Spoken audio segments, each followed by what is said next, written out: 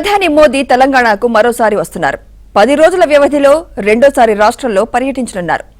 15, 16, 18న 3 రోజుల పాటు మోదీ టూర్ ఉండనుంది.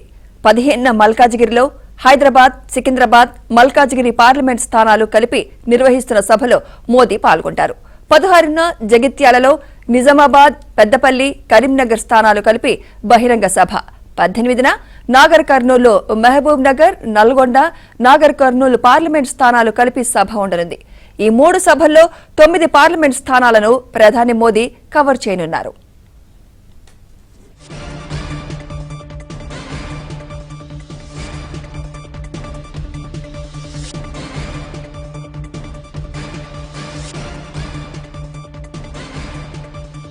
ఉండనుంది.